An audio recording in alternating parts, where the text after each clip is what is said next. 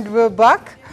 Such a energetic, sort of panel that I have this morning. You're going to love the show, that's for sure. So you need to keep it right here. And not just keep it right here, but equally take part on the discussion or in the discussion, depending on how you want to put it. But it's important you tell us what your take is all about. This is something that is affecting us, generally every other person. So I think it's necessary that we have this conversation. And we're talking about youth radicalization, youth and crime, youth and drugs, and trying to get solutions to all this, because bottom line is the end game, the solutions to all that. And of course, joining me on set, like I said, an energetic panel right here. I think, I don't know how best I can start with the lady while she's in the middle. Allow me to break the rules and not do the ladies first thing. That's okay. Let me start with someone who's next, seated right next to me, Daniel Shirima. Okay, yeah. Wacha watu wakusikika sauti.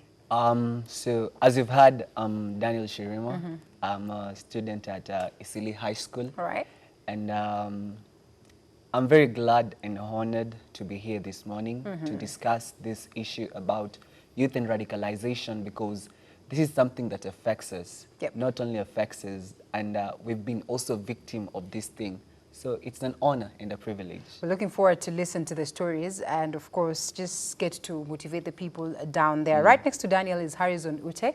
Harrison Ute is the program founder of Yaden. Yaden? What's Yaden all about? Africa. Yes, Yeah. Yaden East Africa, right? What's that all about? So we are a youth engagement and youth empowerment organization that is based in Nairobi, but we work in East African region. Okay. And we've been working in different programming that are targeting young people, Right. to ensure that we provide a platform for young people to be able to not only express themselves, but also be able to earn decent livelihood, but also be able to voice their concerns within their communities. All right. Yes, of course, that's what we'll be discussing. And now to you, Lucy, with all the honors. Lucy Waithaka, thank you so much. She's the program coordinator, Yaden East Africa. Good to have you this morning. Thank you for having me. All right, and lastly, at least this one, did you introduce yourself while you started spitting the rhymes? Well, at least I said Monk is joining us. So Monk, what's your other name apart from the, just a stage name? Apart from me being called the Monk Sacramento, you can just call me Shivachi Martin.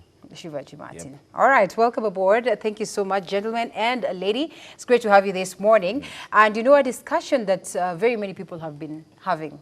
And we're looking forward to see something different. And not just different, but anyway, we're looking forward to have solutions as to youth and radicalization. And you heard at some point in time, Daniel saying that, this is something that is affecting very many people out there. We're all concerned because then we have friends that we see, sort of end up in crime. And, it's not always a good picture to see. And he mentioned something to do with, you've been there. So someone would be asking, what did you mean when you say you've been there? So as you've heard, from Isili High School. Right. And Isili, most of the time, it is a hot place when it comes to radicalization. And not only am I from Isili, but I'm from Majengo. And these are some of the places where most of the youth are being radicalized each and every day. And to make the matters worse is that there is no one who is talking about this issue. And to find out, unless someone talks about this issue, that is when we're going to have a solution towards our problem. And as I've said, that I've always been a victim. You see, when it comes to radicalization, first thing that you have to understand that radicalization is a process. It is a process. It's not that just you're involved. You wake up in the morning and you're involved. And you find yourself that you're already a terrorist or you've already indulged yourself into this thing. This is a thing that takes a process. Right. First of all, people want to change, first of all, your perception. They change your perception. You start thinking negatively about your neighbor.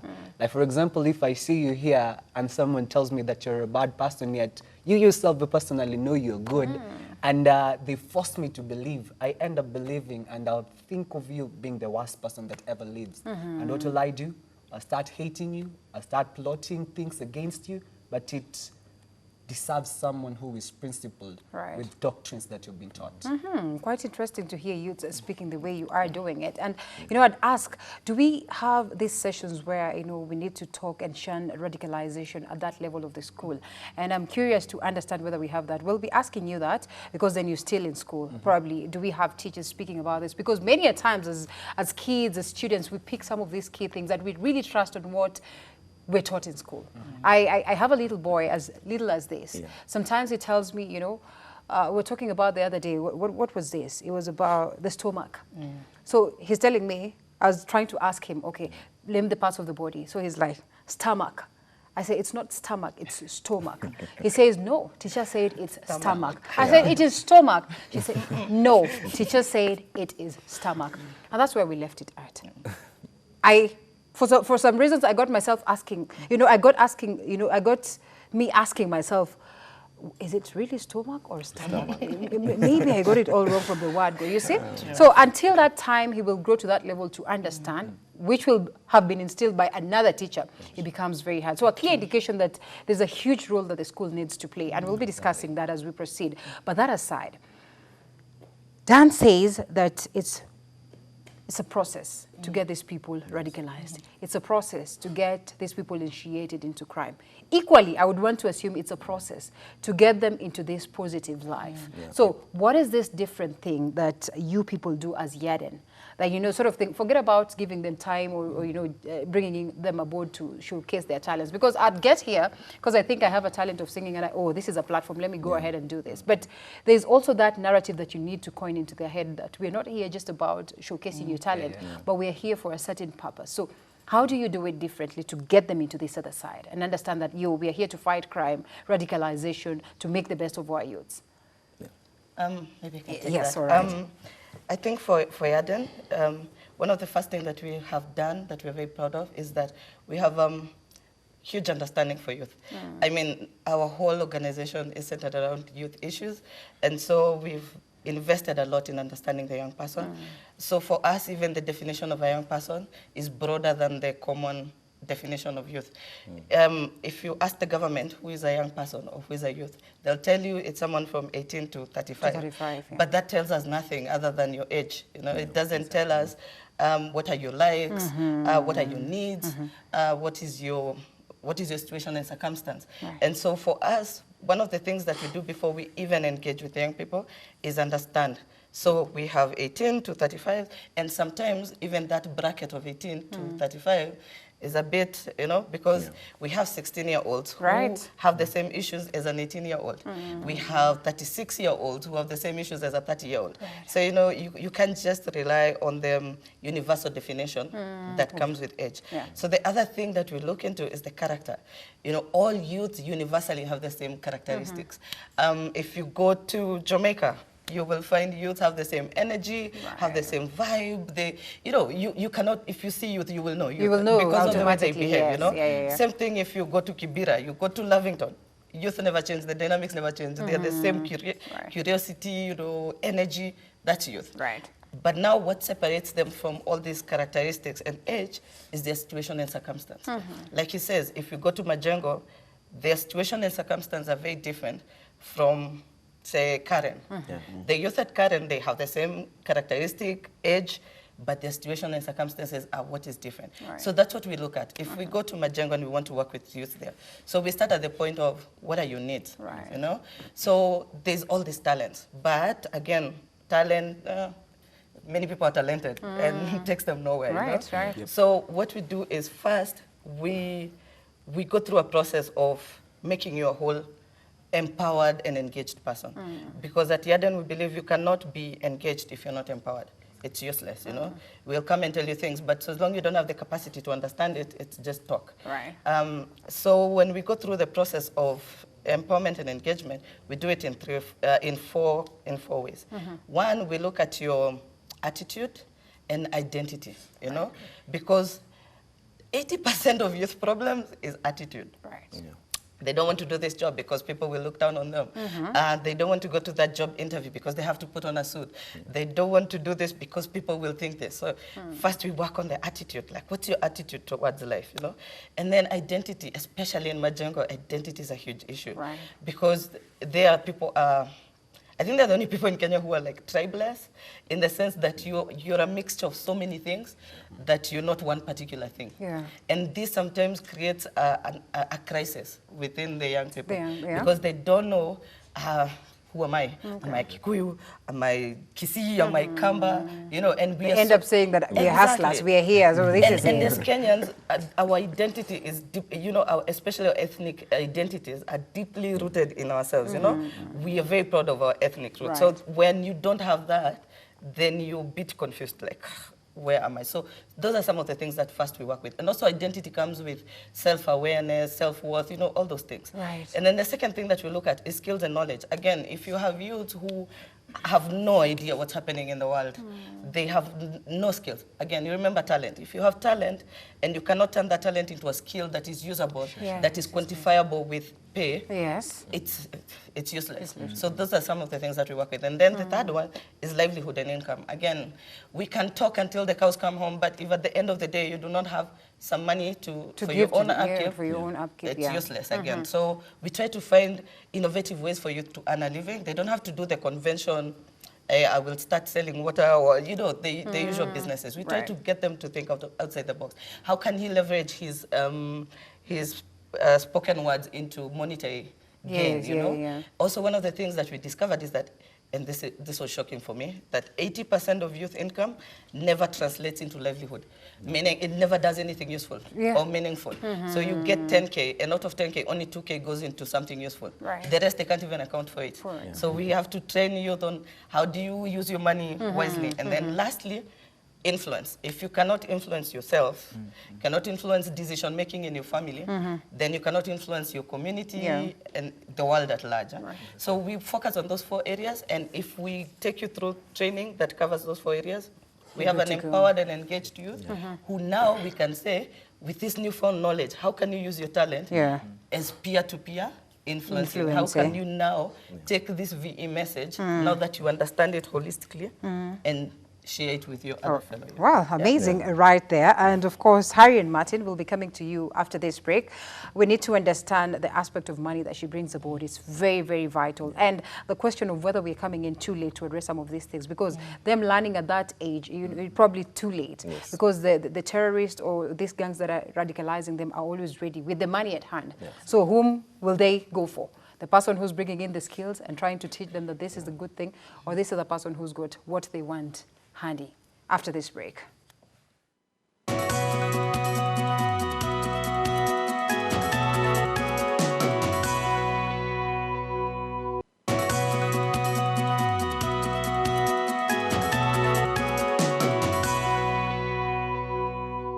We're back, and we'll not do dancing right now, of course, due to public demand. My panel says, Leonie Wazuri, you know, there are the times I have to fight with the panel that I have no idea, man. On Fridays, we have to dance. This one is just an automatic panel, so a special panel, like I said earlier on, so you don't know what you set for, apart from the discussion. And of course, we expounded all this pretty well. You know, starting points were very great. And you brought aboard pertinent issues, the question of money. Because at the end of the day, anything that you do in life should actually translate to, you know, monetary gain. If you're not getting this, then it's actually pointless to pull all the spoken word things. And someone was saying, you know, there are very many beautiful ladies out here, but how many of them are as beautiful and brainy to come into that house and transform that house into a home and a better home? So these are the whole things that we keep asking. Okay, you have all this talent, you have all this and that you can do, but then what?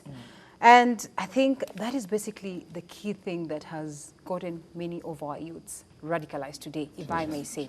One, you look at your situation back at home, it's not as rosy as you would want it to be, and someone is coming here with some good incentives or something small, it gets you thinking, I mean. So my question today would be, while you might say that you've taken this aspect of trying to teach these youth, are we coming in a little bit too late? Because like I asked earlier on, you're coming in with these skills of life, and this other person is coming in with money at hand, ready. How are you able to fight this other person and win the heart of the youth to your side? Okay, so as at Yaden, we always say that think like a terrorist, but then don't act like one. Oh. Yeah, because those who are I wonder what terrorist thinking is all about. Actually, they're very smart. They're very smart. They are always 2 steps ahead of us.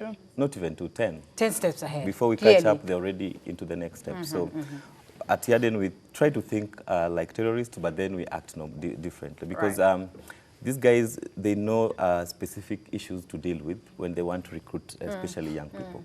what we've discovered lately is that these two important things that they tell you, for example, the issue of culture. Yeah. If somebody tells you anything about your culture, then you don't even want to discuss anything with them because it's your culture. It's You're your culture. born Yeah. with your culture. You can't change anything with your culture. So if somebody tells you your culture, your tribe is under attack, then you'll defend your culture. Really? So they use culture as one of the ways to recruit young people. Okay. Another thing they also use is religion. They try to also inform young people about the religion and tell you that the religion is under attack. So, and of course you'll want to respond because you were born as, I mean, that is where you were born and you don't even want to know why you were born in that religion. Right. And you'll defend it to the last, the last part of your, your breath. So, for example, what I say, at Yaden, what we say, we try to also try to find ways where we can try to engage young people so that they can be able to not only use their talents, but also be creative enough to be able to be engaged in different ways so that these guys don't find that space. So we try to stifle the space for those who are trying to recruit our young people. And as he talked about Majengo, for example, they have a lot of issues in Majengo, a lot of issues, not only Majengo and other areas that we work in. So, and if you just let young people swim alone in those spaces, then these recruiters will find that space. So we try to provide opportunity for them, not only to showcase their talents, but also to be able to use those talents and skills to earn decent livelihood.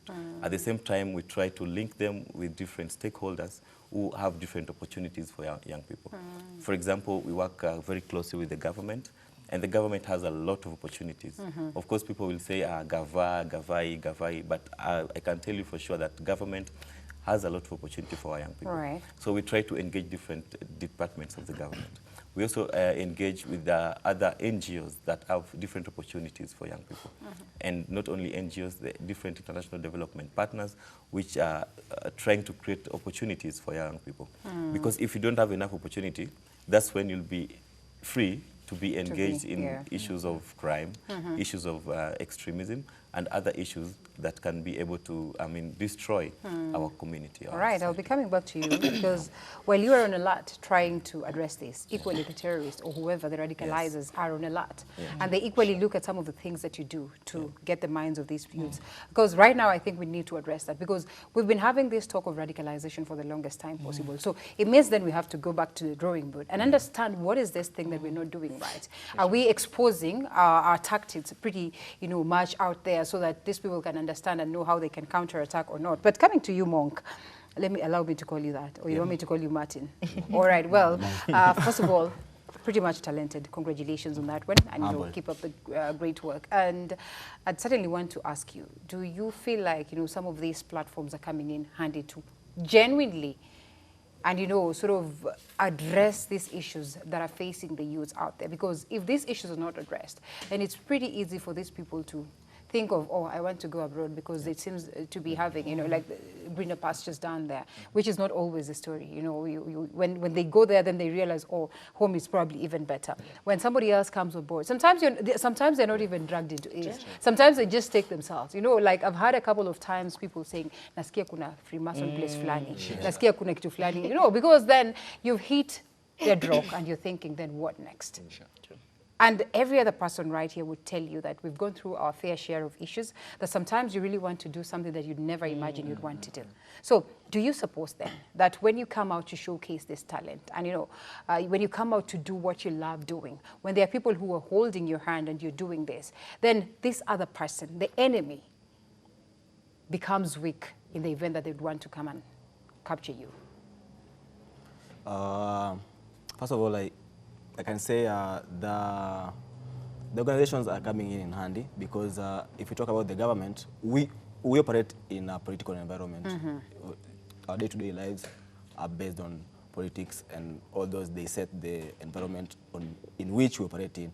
So having this organization, like being specific, let's talk about Yaden, we can say it at least becomes specific in addressing certain issues, because if you look at the government generally, they address the youths as in general, but if you have these organizations coming in, like specifically they want to help let's say, in terms of, in ways of, let's say, talent, Right. upliftment, and trying to overturn that into at least to earn something for the artist.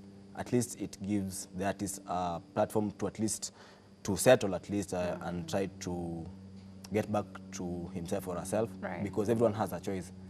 They can come in, but at the end of it all, you have a choice. When they come to now, you have to choose.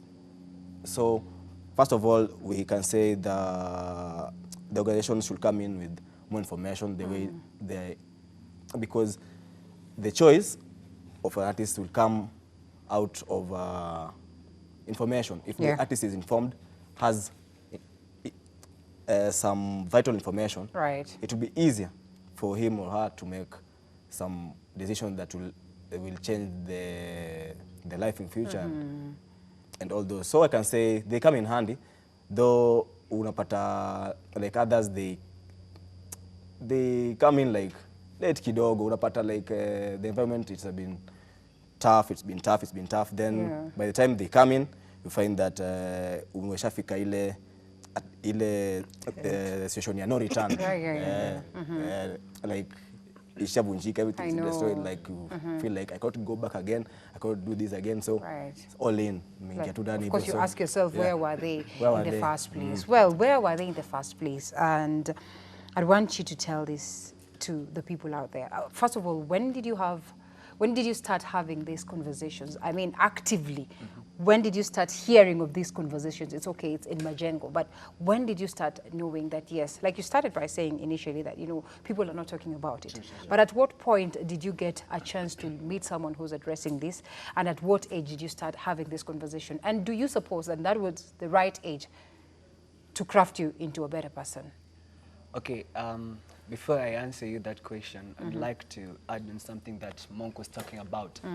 You see, most especially, as we've seen here, most of the youth, most of the teenagers are talented, and that is a fact out there.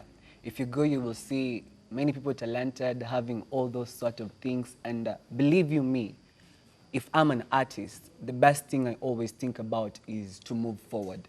I can't believe that I'm an artist and then I just want to remain stagnant. But you see, I think that there is a place where most of us have failed, especially when it comes to with the youth. Because many times you find that these artists, they have their needs, first of all. They have their needs. Most of them want to go, most of them want to claddy. That's a fact. That's a reality, yes. And most of the time you see, if they're invited to an event, you find they're told, you just come, it's a platform, we're going to showcase. Then after that, I'm asking, what next after that? That is where you find that is the main problem. Because in as much as we are promised heaven and we can't see, and as he had said, and here we see greener pastures, I believe we will always run towards that, you see. So I think that an opportunity should be given.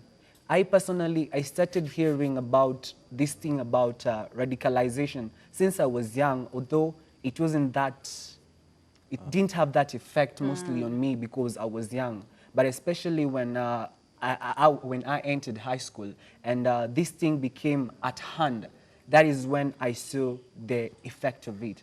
Like, I also have friends where I live in who have been recruited into such kind of groups. And you see, this is something that affects us. It affects us. Knowing that you had a friend and probably they went somewhere, they've been shot, they're dead, you see. So that is when I began having this, this talk towards radicalization in order for me to educate my younger youth, my younger teenagers, for them to be careful because this thing is there and it is real. Oops. Yes, you're coming in. And I think I want you to equally answer this as you top up to what he has said. Are you over-promising? Because I'll tell you this. And we don't want to focus on the organization or anything because they're also coming in handy to try and see if there's anything that they can offer on board. But sometimes there's a lot of over-promising with under-delivering. And maybe that's why he says, you know, you're told ukienda hapa, you're going to get this, and then eventually you do not get this. Are we real with our youths to tell them that, you know what, it doesn't come on a silver platter, but it will eventually come. And like telling them, you know what, kuja, you know, ukiingia Ibru, kesho make it, kesho una trend, kesho nini nini. And in real sense, akikuja hapa anaona maybe it's not the case. Then 3-4 months down the line, nothing has happened, and they feel like, hata hiyo organization kuna venye, haileti shangwe. Actually, that's a very huge concern. Right. Because with the nature of NGO work is that it's donor-driven, donor-funded. Right. So which means during a project cycle, there's money and there are promises that are made, but then donor money runs out. And then all these promises die. Fade. Which is also another way for recruiters to view like, we'll just wait until you run out of money, and then we'll come back to the youth and say, we told you, they will take you nowhere. There's nothing. You know? But also, I also don't think it's also just over-promising, but youth have high expectations of everything, including government, you know. That's why we are all waiting for the 500,000 jobs instead of actively trying to create ourselves, you know. Because we always, youth, by nature of being youth, are always hoping somebody will come and rescue them and provide this wonderful life overnight. But I also, as you said, NGOs sometimes go overboard in promises. And that's why us, as an organization at Yarden, we try so much not to let programs end. So in that regard, what we do is that we have a music studio. So what we do is that we keep it open for artists to come and record for free. So that even if the money runs out, you can still make your music, you can still market your music, we'll still give you platforms to perform your music, we'll still get you to meet other people. So that even if we're not running anything with monetary thing, you're still running your own things. And we don't tell you now, don't come to the office anymore, the money is finished. And coming back to your earlier question on whether we're too late. For the longest time, violent extremism was a government reserve. It was something that was done by government. It was counter-terrorism. It didn't even have preventing and countering. It was just counter, which meant security.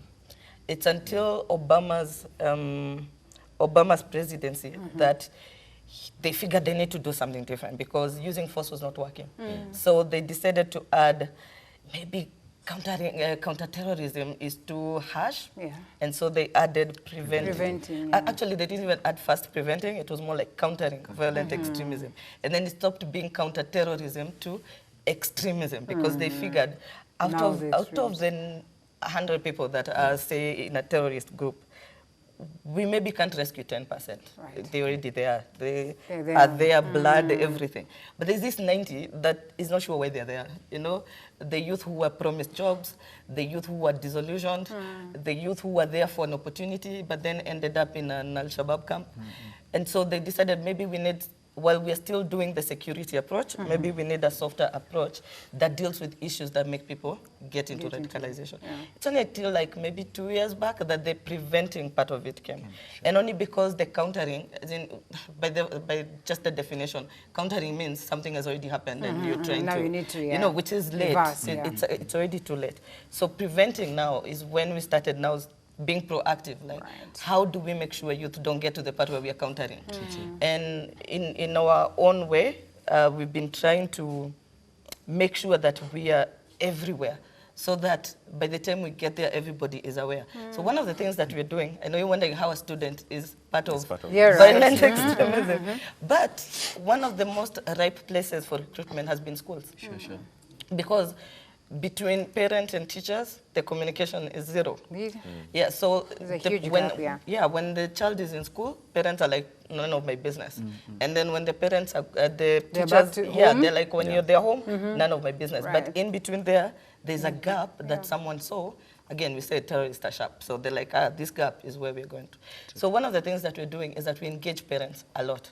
You know, we do community dialogues where we talk to parents and we say, these are the signs to look out for. We work with mothers who have lost their children to Al-Shabaab, and they help other parents to understand what are the signs to look out for. And sometimes people assume that things to look out for are huge things, like your child will become disrespectful and will threaten to kill you. No, actually, most parents will tell you, if your child becomes extremely good, it's not a sign for you to be happy. You should check, why is your child suddenly an angel? You know?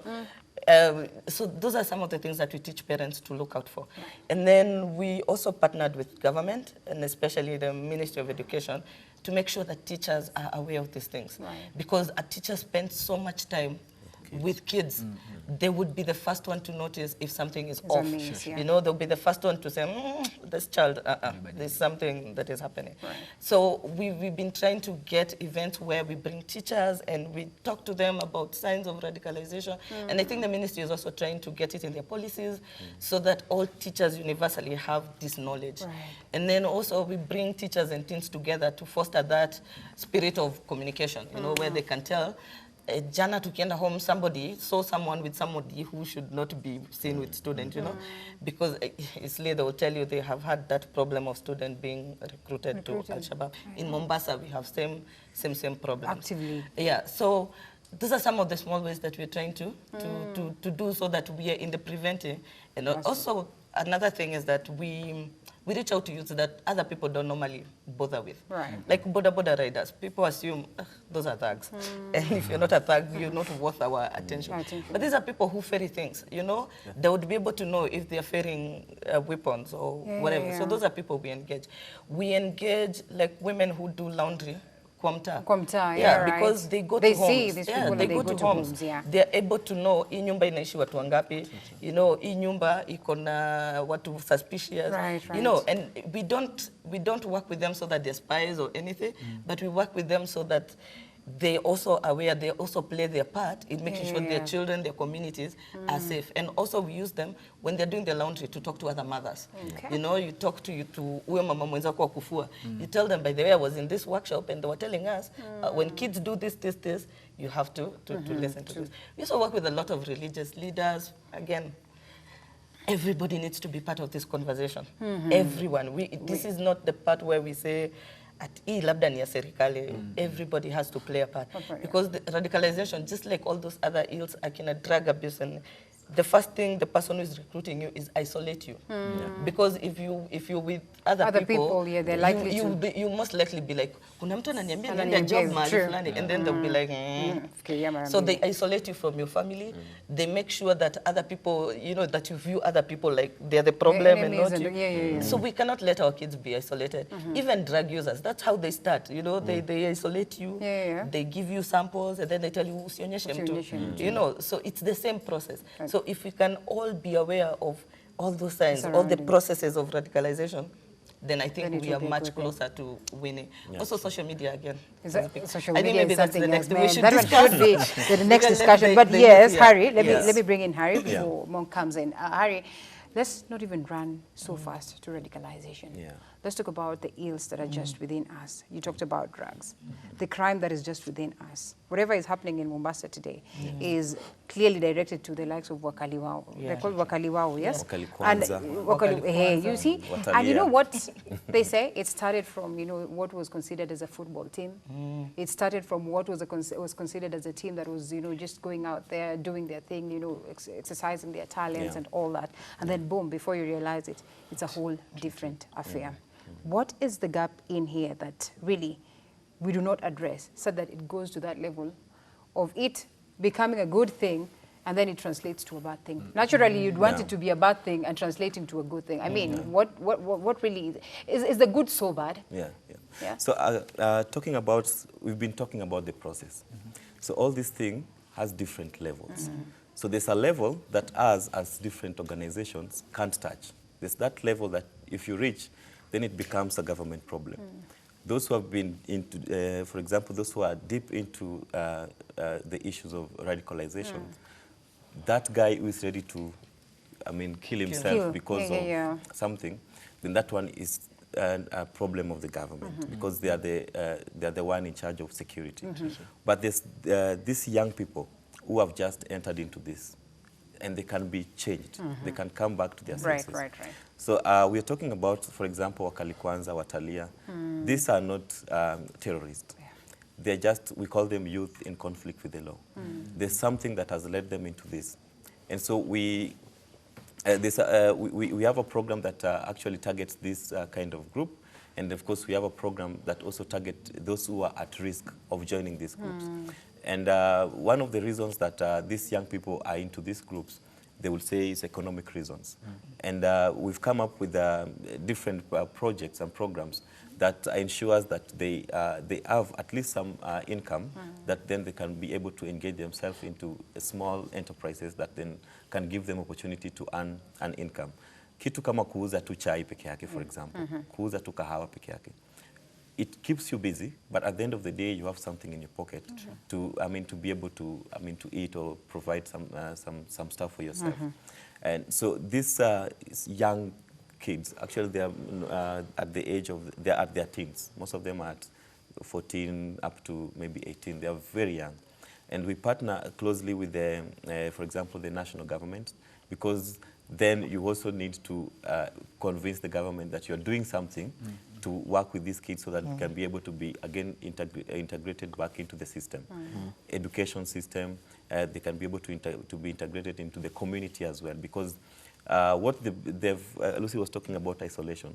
These gangs have isolated themselves in a way that these community members won't want to relate to them, because they terrorize them each and every day. So we also want to work closely with the communities so that they can be able to accept these young people when they finally change. Because if you are not accepted, then the easiest way is to go back to your group. And if we don't take care of these young kids, then the possibility of them graduating into that terrorist is very, very high. Because then Lucy was talking about recruiters taking advantage of your situation and circumstance. They will come and tell you, you see, these guys don't want you. These guys want to kill you. These guys came to help you, but they already left you. Because donor money comes and goes. If you're there for the program and the money is finished, then as an organization you pull out and you leave these young people in isolation, then these guys will take advantage of that and they will be recruited. And that young person that you don't want to assist will come back to that community and will take advantage of, the training that they have gone through, and terrorize the whole community. And then we will say that we didn't do something. Something good. Okay. Monk, I don't know how it feels like when you see, because you can notice that enyewe ni beshte yangu, and at some point in time, ile direction naenda sipo. How does it feel like when you see also some of these policemen, security officers harassing some of these youths? Do you sort of feel like there's always a better approach? Because of late there's been this talk, and you know, we even have human rights activists coming on board, trying to protect these youths, because wanaona wanauliwa tu sana. Is this really the right direction to take, maybe as a government? Because it's even worse, and I think I'd want to hear what you think about the fact that maybe the government is doing enough or is not doing enough, because on the very correctional facilities, we have these people who are being radicalized. They'll tell you today that radicalization is active in our jails, in our cells. It's very much active. How do wanakutumianga ka message wanakuambia msijui nani wenyu wamekufa tu hivi. I know we've fallen victim of these things a lot, yeah? So approach your government to that point of actually going to buy this or to take these people, in jail and all that. Is it the really right approach, or maybe there's something that needs to be done differently as a country? I think kwanza naweza sema, I think ndio ifikie that point upate that youth anaanza kujengage, anaanza kuwa in contact with these extremists, anaanza kuwapatia that space na hiyo gap yote.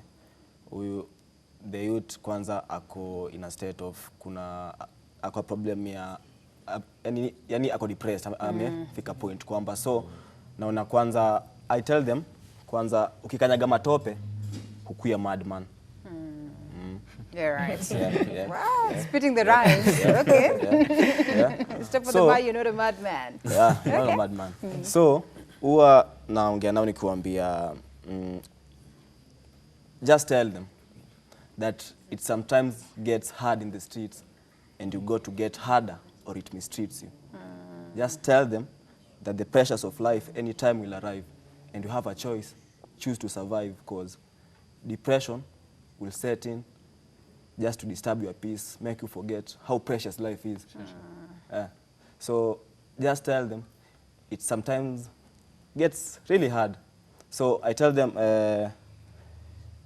to make them feel proud of themselves. me as an artist is my daily obligation. Yeah. I tell the crowd each time I talk to them to always maintain a positive vibration. When knocked down, they should be bold enough to just pick themselves back up with no backup. Sure, sure. Leave alone hata kabla Yaden wakamini. Inafaa kwanza the youth kwanza akue in his right senses. Aacha exist in illusion, akue real. In the real time moment. Ndio by the time the organizations nini come in, at least uko in a place unaweza kuwa recovered, unaweza kuwa so tukuja side ingine ya the government is side yake haikui lenient to these guys, because these guys need help, the youth need help. Inafika hiyo point when they need help na unapata government inatokea. We see even at our mtaa huku hivi in the Eastland side, unapata tu mtulia base, na unapata ndio mtulia base hivyo, unapata you just trying to motivate each other and try to just to come up with the better ways to at least solve your problems in face your time. But unapata when the government nini wanatokea hapo masanse or the government or the boys in blue yani ni hawataki kusikia kitu yoyote. Unaona like this is a gathering and you're planning something wrong, na kwanza mna plan ku cross border nyinyi vile mnakaa hapo kwanza mnacheza kadi hapo nyinyi makora mmevaa masahara anawaangalia wanajua hapa ni no. Well, of course after the break we come to discuss that and much more. Keep it right here. We're coming back to you, and of course just trying to understand in your very own capacity as a youth, what are you doing before of course the group comes in. Sure. After this break.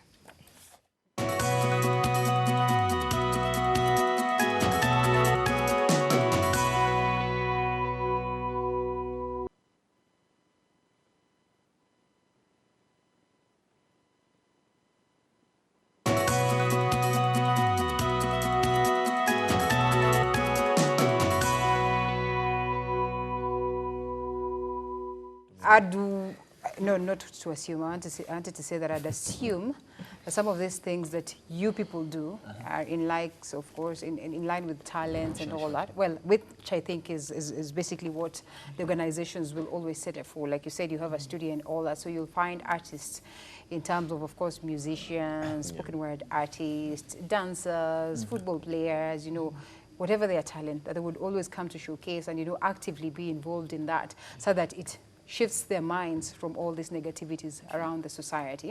And I think that is something that's commendable. But yes, we'll also want to hear it from the horse's mouth, exactly what it is that you, in your very own capacity as a youth, you know, sort of goes out there to do, or maybe does as a youth, to ensure that you go out there to advise the rest of the youths.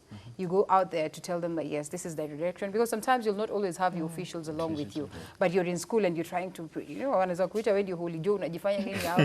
How do you do it? Like, because me, kwanza sikuwa napenda vibe yao, wasi walikuwa napenda kujifanya ndio wazuri ndio wameokoka. You just want to tell them, but you know, in real sense, it's important. So how do you just swim your way into convincing them? So I think that first of all, if you've made a decision for yourself, there is that backup that you'll always get. In as much as maybe watu wengi watakuona like you're a snitch hapo, when you're like kirehere, you want to do all those sort of things. But at the end of the day, if you're already principled and you know that the thing you're fighting for is the right thing, you'll always get backup from many people. So some of the ways that I talk mostly to some of the youth is through my talent personally. Like I'm a narrator, so I do drama since I was in high school. And I think this is one thing that can really pass information because like what I normally do in drama is like we put real life situation in a story form and then we pass information. It's not necessary, you see, like the youth most of the time were so bored about theories. Like unatwita mahali, then you tell us to sit down.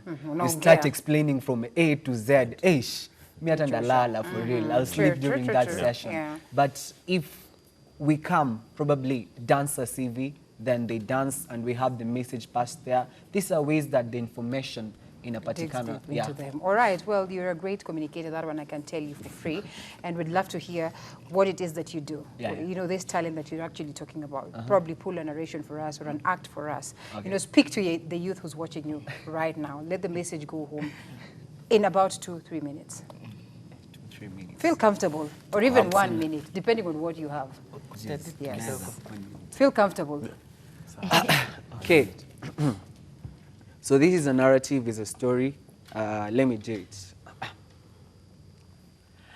Anywhere you go, London, USA, nowhere be like Wadena, a home of opportunities. Okay. Anywhere you go, New York, Chicago, nowhere be like Wadena, a home of opportunities. Ati Wadena wayo, mayaka, karibu kiti, utapewa nini. It was my dream that one day I would fly out of this country in search of greener pastures.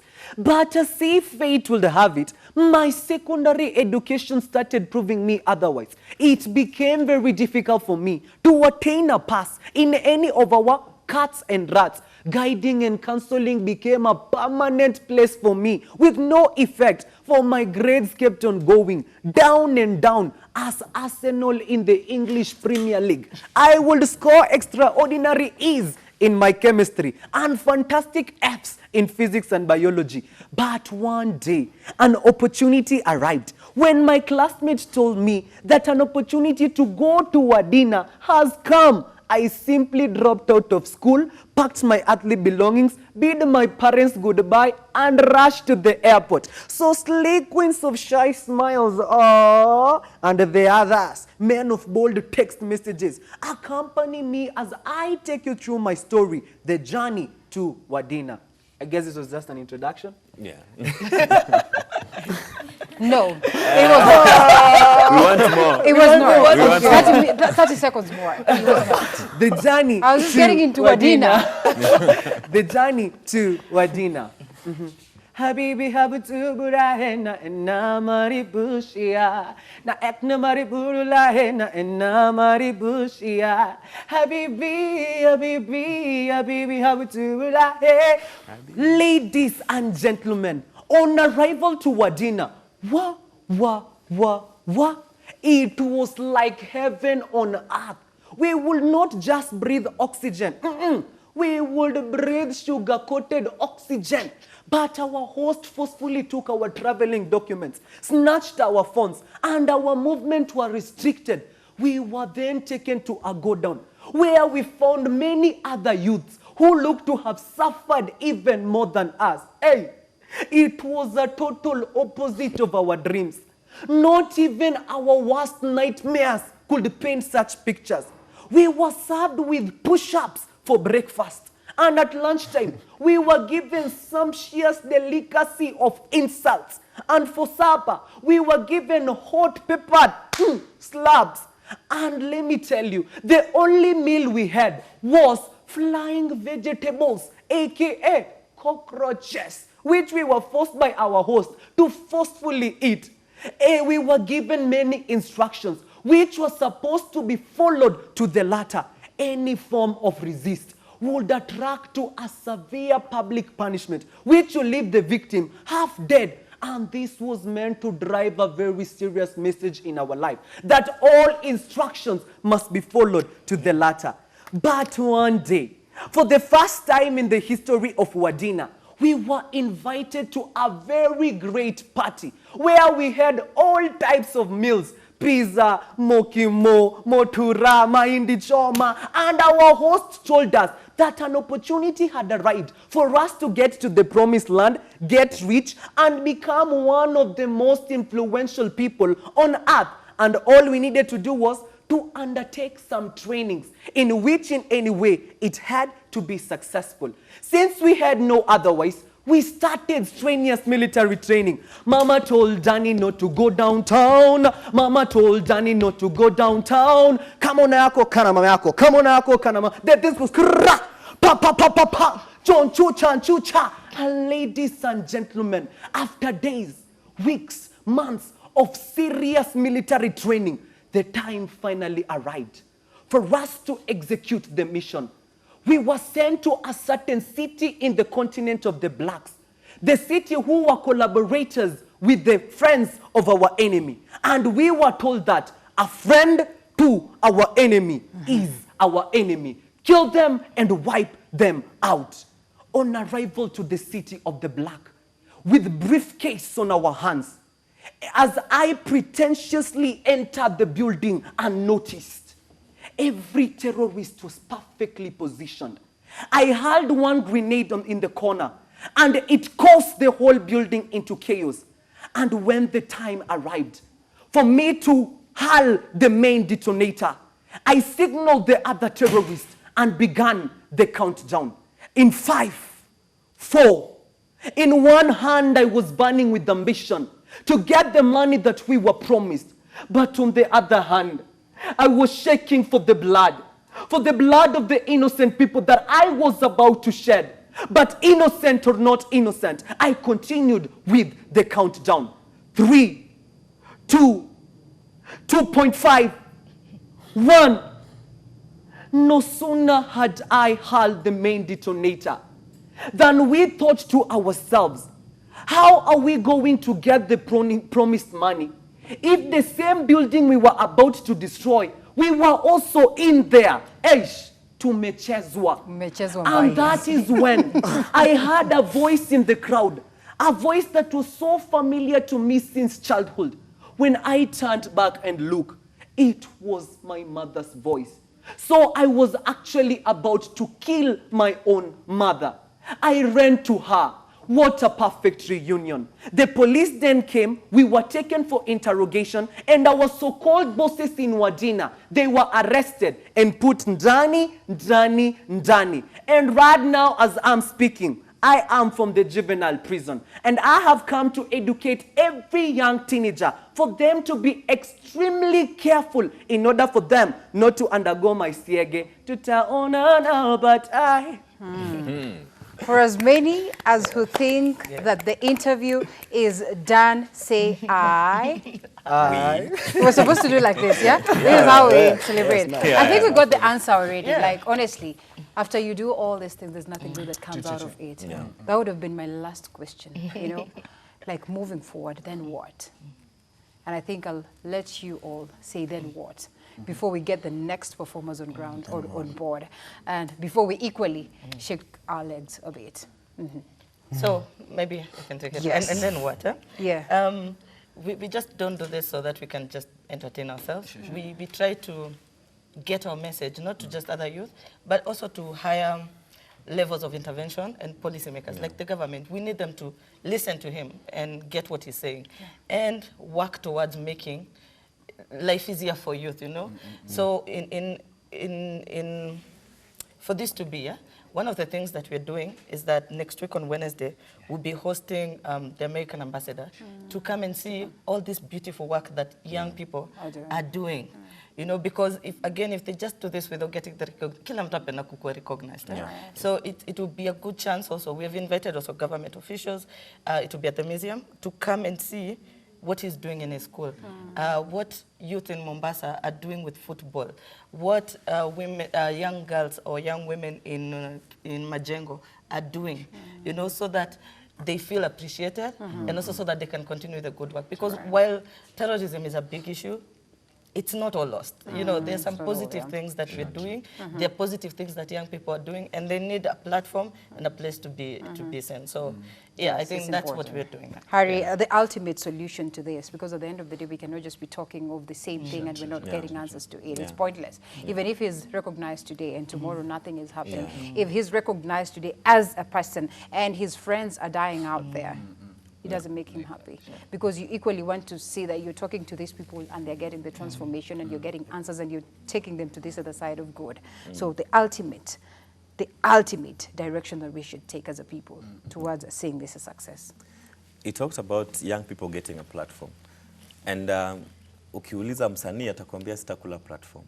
I know. So yeah, so platform is good, but equally young people need to earn something. They need to have an income, however small it is.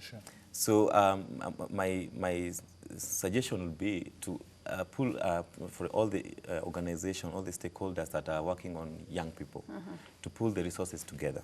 You know, there are those who are providing capital for businesses, there are those who are building the social structure of young people. So all the stakeholders to pull the resources together, because I might be doing something and you're doing the same thing that I'm doing, but since we are not working together, you don't know how to reach the young people. I have young people, they don't have opportunities, and you have the opportunities.